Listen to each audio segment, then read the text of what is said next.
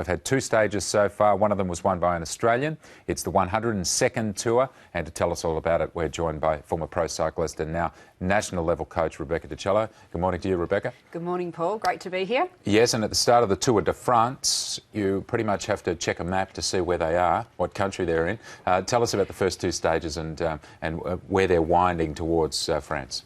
Well, we saw Rowan Dennis winning the time trial in Utrecht, which is in Holland. Yep. It's a big university town, and as we know, in Holland, it's they ride bikes everywhere, and we can see Rowan there on the screen. He won the yellow jersey and won the time trial, the first stage. Tell us about this guy, because people that tune in once a year to watch this would say, no, that's Cadel Evans.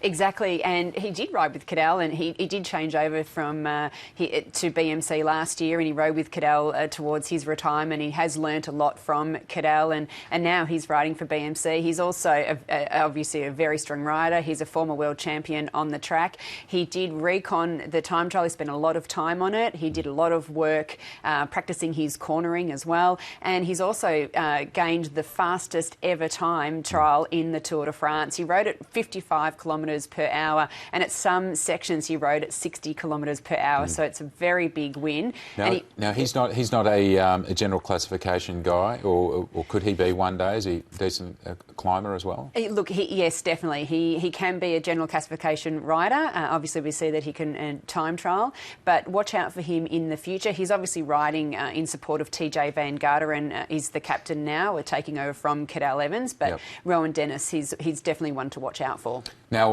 the last night it was won in a sprint finish, and Cancellara almost won this sprint finish. Andre Greipel won it, but Cancellara is going to be one to look out for in different stages, particularly early, do you think?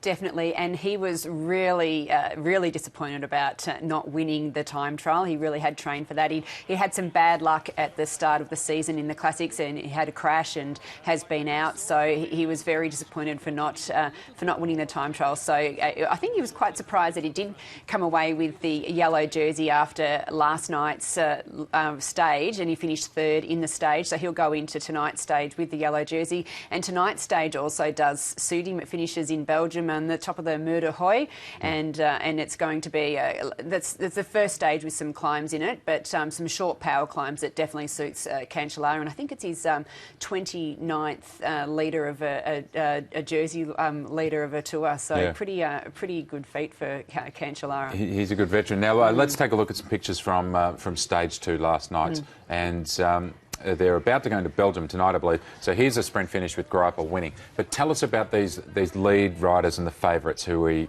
should be watching out for to win the Tour the next couple of weeks. Well, we've got Alberto Contador, who did make the first group on the road last night, which was very, very important with the massive crosswinds and rain. So he's one to watch out for. Tinkoff Saxo, and his right-hand man is Michael Rogers, the Aussie. He's the captain, and he calls all the shots on the road and very, very experienced.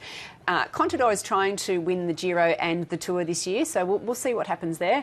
There's also Vincenzo Nibali riding for Astana. He did miss out in the first group, so he lost time last night, and he's the defending champion, so one to watch out for with him. We've got Nairo Quintana riding for Movistar, and he also missed the first group last night and lost time, but watch out for him in the mountains. He's the Colombian.